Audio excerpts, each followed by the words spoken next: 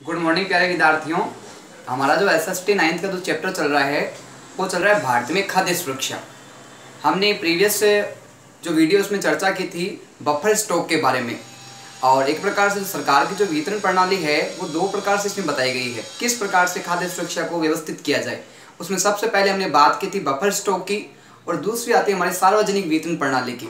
Buffer stock का सामान्यतः जो अर्थ बताया गया है वो ये अर्थ है कि सरकार है वो कुछ जो विशेष राज्य हैं जिनमें उत्पादन अधिक होता है, वहाँ से क्या है जो अधिशेष बचता है अनाज के रूप में, उस अनाज को अपने पास से भंडारण के रूप में एकत्रित कर ले, और एकत्रित करने के बाद में उस भंडारण का उचित उपयोग करे। उचित उपयोग इस प्रकार से करेगी, जब मान लो सूखा, अकाल या कुछ प्राकृतिक आपदा आ जाती है या कृषि क्षेत्र में उत्पादन कम होता है, तो सरकार उस बफर स्टॉक का क्या है कि उपयोग करती है और आवश्यकता के आधार पे उसको बाजारों में उपलब्ध करवाती है। और जो गरीब लोग हैं उनके लिए भी क्या है कि उचित रूप से क्या है कि महंगाई को नियंत्रित करने की व्यवस्था भी क्या है एक प्रकार से बफर स्टॉक में आती है। लेकिन इस स्टॉक को नियंत्रित करना आवश्यक है। ये नहीं हो कि इतना अधिक स्टॉक हो जाए बफर स्टॉक में कि वो जो अनाज पड़ा है वो सड़ जाए, गल जाए या खराब हो जाए या अन्य किसी प्रकार से उसको हानि पहुंचे। इस प्रकार से सरकार द्वारा उसका उचित रूप से क्या है नियंत्रण और प्रबंधन भी आवश्यक है, जिस प्रकार बफर स्टॉक का उचित उपयोग किया जा सकता है। अब हम इसके दूसरे भाग की बात करेंगे कि बफर स्टॉक के बाद में तो दूसरी प्रणाली वो है कौन सी अपनी, उसके बारे में चर्चा करेंगे। दूसरी जो हमारी प्रणाली आती है वह है सार्वजनिक वितरण प्रणाली। कौन सी प्रणाली आती है? सार्वजनिक वितरण प्रणाली हमारी आती है। अब आती है सार्वजनिक वितरण प्रणाली है क्या, ये किस क्षेत्र से जुड़ी हुई है। तो इसका जो प्रमुख रूप से उद्देश्य है वो सभी को समान दृष्टि से मानते हुए सबको क्या है कि सामान्य रूप से जो आवश्यक खाद्य पदार्थ है उनको उपलब्ध करवाना, और किसी प्रकार से इस उपलब्धता में किसी प्रकार की कुछ कमी नहीं रहना, वो क्या है प्रमुख रूप से सार्वजनिक वितरण प्रणाली के अंतर्गत सम्मिलित की गई है। बात आती है भारतीय खाद्य सुरक्षा प्रणाली। जो सार्वजनिक वितरण प्रणाली है ये किस आधार पर कार्य करती है? भारतीय खाद्य सुरक्षा प्रणाली है, यानी प्रत्येक व्यक्ति तक जो खाद्य पदार्थ है उसको सुनिश्चित मात्रा में उपलब्ध करवाना।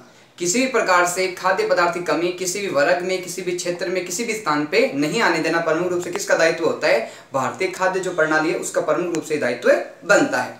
बात आती है राशन उचित मूल्य की दुकान पर उपलब्ध। जो राशन है वो कहाँ उपलब्ध होगा, कहाँ से प्राप्त होगा? तो ध्यान रखना कि जो राशन की दुकानें हैं जिनको क्या कहते हैं उचित मूल्य की दुकान, वहां पे क्या है कि जो जनता है, जो लोग है, वहां से उचित मूल्य पे, सामान्य मूल्य पे क्या है कि राशन है अनाज के रूप में, अन्य उसके सहायक जो वस्तुएं हैं वो वहां से प्राप्त कर सकते हैं। बात आती है समाज के गरीब वर्गों से में वितरित। प्रमुख रूप से ये जो राशन वितरण होता है उचित मूल्य की दुकान पे, ये किन लोगों के लिए प्रमुख रूप से संबंधित है, किन लोगों से प्रमुख रूप से जुड़ा हुआ है? तो ध्यान रखना कि समाज के जो गरीब वर्ग है, ऐसे वर्ग है जो अपनी बुनियादी आवश्यकताओं को सामान्य रूप से क्या है कि पूरा नहीं कर पाते हैं। तो सामान्यतः क्या है कि अपनी आवश्यकताओं को पूर्ति नहीं कर पाते हैं, उनके पास रोजगार के साधन कम है और वो अपने परिवार का भरण पोषण है वो सामान्य रूप से सही तरीके से नहीं कर पाते हैं। उनके लिए प्रमुख रूप से वो वर्ग है, पिछड़े हुए वर्ग है, चाहे वो सामाजिक रूप से हो चाहे वो आर्थिक रूप से हो, उनके लिए विशेष व्यवस्था है। ये उचित मूल्य की दुकान पर रहती है और वहां से ये उचित रूप से अपनी आवश्यकता के आधार पर राशन प्राप्त करते हैं। बात आती है कि पीडीएस है उसका संबंध किस से है, या पीडीएस है उसको इंग्लिश में क्या कहते हैं और इसका हिंदी नाम क्या है? तो पीडीएस का जो हिंदी नाम है वो है सार्वजनिक वितरण प्रणाली, जो हमने बात की थी। पहला आयाम था इसका बफर स्टॉक का, और दूसरा क्या है सार्वजनिक वितरण प्रणाली। इसको एक क्या है पीडीएस कहते हैं। अब बताइए पीडीएस का अंग्रेजी रूपांतरण क्या है? तो ध्यान रखना पब्लिक डिस्ट्रीब्यूशन सिस्टम है, वह पीडीएस का अंग्रेजी रूपांतरण है, और हिंदी में इसको क्या कहा गया है? सार्वजनिक, यानी सभी के लिए सार्वजनिक वितरण प्रणाली, यानी सार्वजनिक सभी लोग हैं उनको समान रूप से क्या है कि खाद्य पदार्थों का वितरण करना, उनको उपलब्ध करवाना। अब आती है क्षेत्रों, गांवों, कस्बों, शहरों में राशन की दुकानें।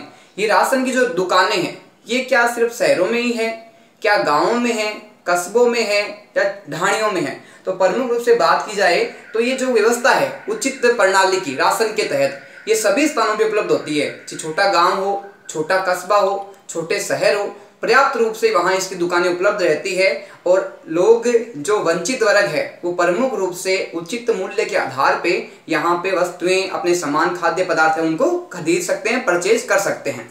बात आती है राशन की दुकानें देश भर में लगभग कितनी हैं। हमारे देश की बात करें, सिर्फ राजस्थान की बात नहीं कर रहे हैं यहाँ, क्योंकि हम राजस्थान में रहते हैं। राजस्थान भारत का ही एक अंग है, तो है ना। भारत में लगभग राशन की दुकानें हैं, वो कितनी हैं, तो ध्यान रखना। लगभग जो इसकी संख्या बताई गई है 5.5 लाख के आसपास क्या है, राशन की दुकानें हैं। प्रत्येक राज्य में अलग अलग दुकानों की संख्या निर्धारित की गई है, अलग अलग क्षेत्र वाइज, वार्ड वाइज उनको विभाजित किया गया है, ताकि क्या है, लोगों को आसानी से समय पे क्या है, सामान उपलब्ध हो जाए, किसी प्रकार की अव्यवस्था नहीं रहे।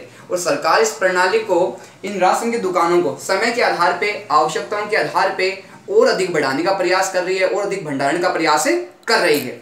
बात आती है उचित दर की दुकानें भी कहा जाता है। जो ये सार्वजनिक वितरण प्रणाली की जो दुकानें हैं, इनका जो दूसरा नाम है या प्रचलित नाम है, वो इन्हें कहा जाता है उचित दर की दुकानें। उचित दर यानी बाजार मूल्य से कम मूल्य पे यहाँ जो अनाज प्राप्त होता है, इस कारण इसको क्या कहा गया है, उचित मूल्य की दुकान भी इसको कहा गया है।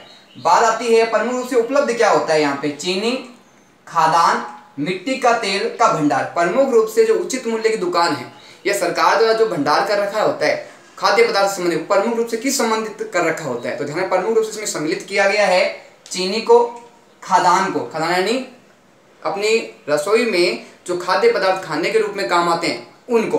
बताते हैं मिट्टी के तेल को, पकाने के लिए मिट्टी के तेल की व्यवस्था है, चीनी की व्यवस्था है और खाद्यान्न की व्यवस्था है, वो उचित मूल्य की दुकानें प्रमुख रूप से मिलती है। बात आती है बाजार की कीमत से कम कीमत पर उपलब्ध। अब बात आती है कि उचित मूल्य की दुकान है, वहीं से ही लोग, जो वंचित वर्ग के लोग हैं, वहीं से सामान क्यों लेते हैं, खाद्य पदार्थ का, राशन सामग्री का। तो इसकी एक विशेष बात है कि बाजार से हम कोई वस्तु खरीदते हैं, कोई सामान खरीदते हैं, खाद्य सुरक्षा का अन्य कोई भी सामान खरीदते हैं, उसकी कीमत अधिक होती है।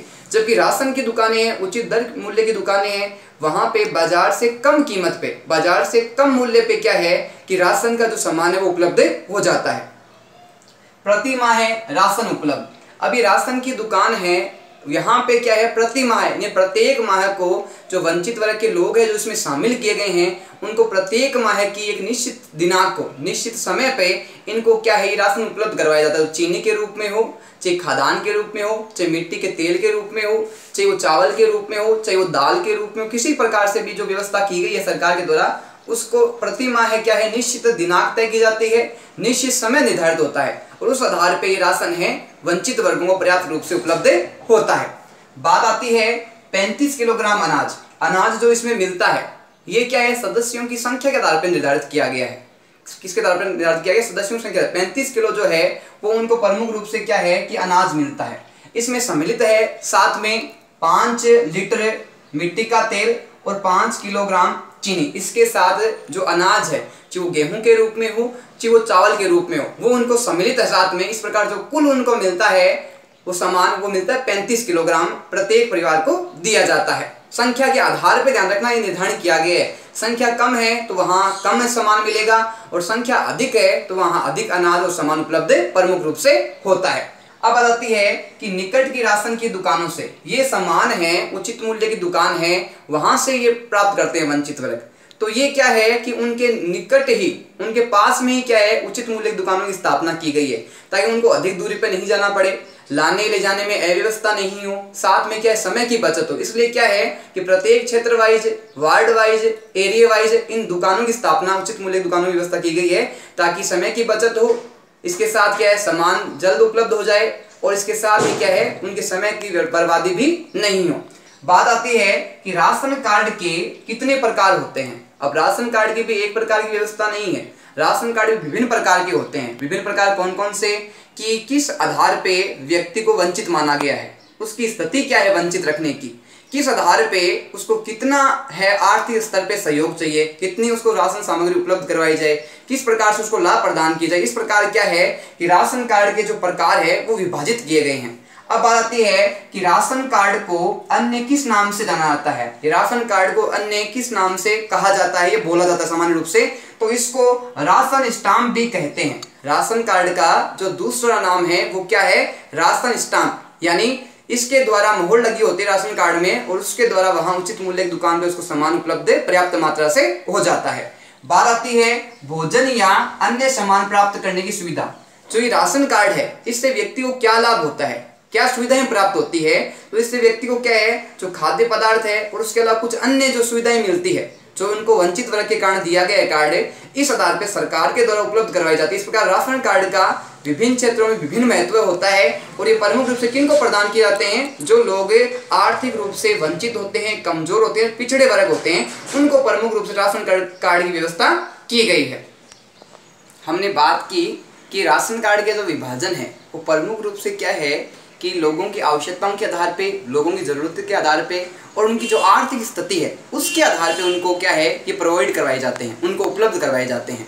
तो हम बात करेंगे अब कि राशन कार्ड के कितने प्रकार है, वो प्रचलित रूप से है और किस आधार पे ये लोगों को उपलब्ध होते हैं, किस विशेष स्थिति के कारण उनको उपलब्ध होते हैं, इसके बारे में प्रमुखता चर्चा करेंगे। सबसे पहले बात आती है कि राशन कार्ड के प्रकार कितने हैं, राशन कार्ड को कितने प्रकारों में बांटा गया है। राशन कार्ड को प्रमुखतः 3 प्रकारों में बांटा गया है। कितने प्रकारों में बांटा गया है? 3 श्रेणियों में इसको विभाजन किया गया है। सबसे पहला जो इसका प्रमुख कारण है, पहला जो इसका पॉइंट है वो आता है अपना अंत्योदय कार्ड। कौन सा कार्ड है? अंत्योदय कार्ड। ये जो कार्ड है ये प्रमुख रूप से किन वर्गों को, किन लोगों को उपलब्ध करवाया जाता है, तो ध्यान रखना प्रमुख रूप से उन लोगों को उपलब्ध करवाया जाता है, प्रमुख रूप से उन लोगों को उपलब्ध करवाया जाता है जो निर्धन से भी निर्धन लोगों के लिए होता है। जो अंत्योदय कार्ड होता है जो गरीब से भी गरीब परिवार है, यानी जिनके पास किसी प्रकार की कोई सुविधाओं का स्तर नहीं है, किसी प्रकार से उन्हें कोई सहायता करने वाला नहीं है, किसी प्रकार से उनके कोई लाभ प्राप्ति का कोई साधन नहीं है, उन लोगों के लिए प्रमुखतः कौन सा कार्ड उपलब्ध होता है? अंत्योदय कार्ड उनके लिए उपलब्ध होता है। अब आती है राशन कार्ड के दूसरे प्रकार की। राशन कार्ड का जो दूसरा प्रकार है वो है बीपीएल कार्ड। कौन सा प्रकार है? BPL card. अब बीपीएल कार्ड है प्रमुखतः किन लोगों को प्राप्त होता है और किस प्रकार से उनकी स्थिति को इसमें मापन किया गया, इसके बारे में चर्चा प्रमुखतः करेंगे। निर्धनता रेखा से नीचे के लोगों के लिए जो बीपीएल कार्ड है वो किन के लिए होता है? जो निर्धनता रेखा के नीचे जीवन यापन करने वाले जो व्यक्ति होते हैं उनके लिए क्या है कि बीपीएल कार्ड उपलब्ध करवाया गया। हमने पहले कार्ड की बात की थी कि निर्धन से भी निर्धन जो व्यक्ति होता है उनको क्या अंत्योदय कार्ड मिलता है, यानी किसी प्रकार से उनकी आर्थिक स्थिति का, आर्थिक लाभ का कोई उनके पास साधन नहीं होता, किसी प्रकार से उन्हें कोई सहायता नहीं करने वाला होता, उनके लिए तो अंत्योदय कार्ड होता है। जब बीपीएल कार्ड क्या है कि जो निर्धनता रेखा है यानी गरीबी रेखा से जो लोग नीचे अपना जीवन यापन करते हैं उनको कौन सा कार्ड प्राप्त होता है? बीपीएल कार्ड प्राप्त होता है। अब आती है हमारे तीसरे कार्ड की, वो होता है एपीएल कार्ड। कौन सा कार्ड होता है? एपीएल कार्ड है वो हमारे राशन कार्ड के तीसरे प्रकार का प्रमुखता वर्णन किया गया है। अब आती है किससे संबंधित प्रमुखता, ध्यान रखना कि अन्य लोगों के लिए है, यानी जो गरीब से भी गरीब है, इसके बाद गरीबी रेखा से नीचे यापन करने वाले हैं। अब आती है एपीएल की। एपीएल है यानी जो न तो गरीबी रेखा से नीचे आते हैं न ही वो गरीब से गरीब है। अब ये जो लोग हैं वो एक सामान्य स्तर के जो लोग हैं उनके लिए प्रमुखतः कौन सा कार्ड उपलब्ध होता है? एपीएल कार्ड उपलब्ध होता है। प्रमुख रूप से किसको मिलता है? ये गरीबी रेखा से जो ऊपर लोग हैं, यानी गरीबी रेखा है, निर्धनता की जो रेखा है उससे जो ऊपर के लोग हैं उनको कौन सा कार्ड प्राप्त होता है? एपीएल कार्ड प्राप्त होता है। इस प्रकार 3 प्रकार से राशन कार्ड की व्यवस्था की गई है। पहला जो कार्ड आता है वो आता है अंत्योदय कार्ड, दूसरा कार्ड आता है अपना बीपीएल कार्ड और तीसरा कार्ड आता है अपना एपीएल कार्ड। ये तीनों जो स्थितियां हैं ये व्यक्ति की आर्थिक स्थिति, उसके वंचित वर्ग और उसमें परिवार में काम करने वाले सदस्य हैं उनकी जो आर्थिक स्थिति है उसके आधार पर इसका निर्धारण प्रमुखतः किया गया है। बात आती है कि जो बीपीएल है उसको अंग्रेजी में क्या कहते हैं और इसका हिंदी में प्रमुखतः किस नाम से इसको जाना जाता है? ध्यान रखना, अंग्रेजी में जो इसका नाम है वो है बिलो पॉवर्टी लाइन। क्या नाम है? बिलो पॉवर्टी लाइन है, वो इसको बीपीएल को अंग्रेजी में कहा जाता है और हिंदी में जो इसका प्रचलित नाम है वो है गरीबी रेखा से नीचे। इस प्रकार ये बीपीएल की स्थिति है। अब बात करते हैं हमें जो हमारा राशन कार्ड का तीसरा प्रकार था एपीएल। एपीएल है उसको कहा जाता है अबाउ पॉवर्टी लाइन। क्या कहता है? अबाउ पॉवर्टी लाइन, यानी जो निर्धन रेखा से क्या होते हैं, ऊपर होते हैं, उनको क्या सा कार्ड मिलता है?